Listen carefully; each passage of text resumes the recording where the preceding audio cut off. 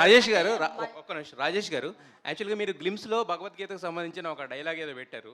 అయితే మీకు చాలా బెదిరింపులు వచ్చినాయని, ఆ డైలాగ్ తీస్తేనే కానీ సినిమా రిలీజ్ అవనేమని హిందూ సంఘాల నుంచి వీటి నుంచి బెదిరింపులు వచ్చినాయని అవి అన్నారు కదా. మరి ఆ ఇష్యూ షార్ట్ అయిందా, లేకపోతే ఏంటి, ఎలా జరిగింది? నేను చెప్తాను సార్. అది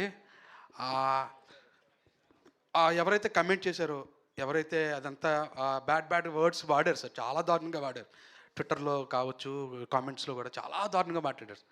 వాళ్ళందరూ బచ్చల మల్లే సార్, వాళ్ళందరూ బచ్చల మల్లే.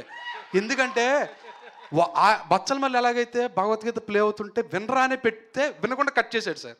నేను ఒక మంచి పాయింట్ చెప్పడం కోసమే నేను పెట్టా, అది ఉంది తర్వాత అన్నది అది కూడా వినకుండా ఇప్పుడే కట్ చేశారు సార్ వాళ్ళు కూడా. సో వాళ్ళ సినిమా చూసిన తర్వాత వాళ్ళే నాకు మళ్ళీ రీట్వీట్ చేస్తారు sir, sorry brother, issue short అయింది సార్. అది ఎందుకంటే నేను హిందూ సార్, నేను సనాతన ధర్మం అంటే నాకు ఇష్టం, నా కల్చర్ అంటే నాకు ఇష్టం. నేను పవన్ కళ్యాణ్ గారికి పెద్ద ఫ్యాన్ సార్. ఆయనే సనాతన ధర్మం గురించి అంత గొప్పగా చెప్తున్నప్పుడు నేను ఆయన ఫ్యాన్ సార్.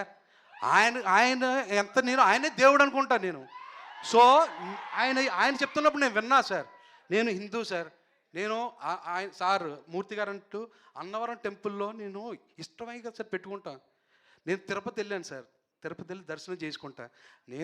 నేను పక్కా హిందూ సార్, వాళ్ళు కాదు నన్ను ఆ కమెంట్ చేసిన వాళ్ళు.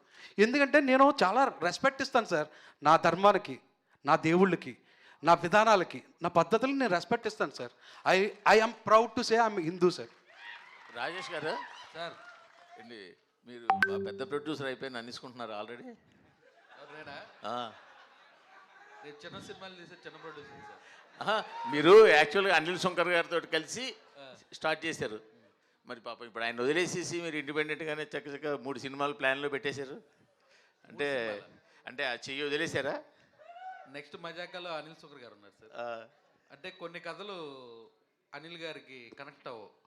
అంటే అనిల్ గారికి కామెడీ కావాలి, ఓన్లీ కామెడీ కావాలి. ఇప్పుడు నాంది ఉంది, అనిల్ గారికి నచ్చదు. మరి భైరవన్ కూడా చేశారు కదా, భైరవన్ ఎంటర్టైన్మెంట్ ఉంటుంది కదా. అందుకేనా నరేష్ గారిని ఎంటర్టైన్మెంట్ లో చూడటం ఇష్టం అనిల్ గారు, అంతే, అదే రీజన్. అంతేనా? అంతేగాని చెయ్యి వదిలేదు ఇంకా. మళ్ళీ ఉంటాయి సార్, అనౌన్స్మెంట్లు వస్తాయి మైసూర్ కంపెనీ. హరితేజ గారు, హరితేజ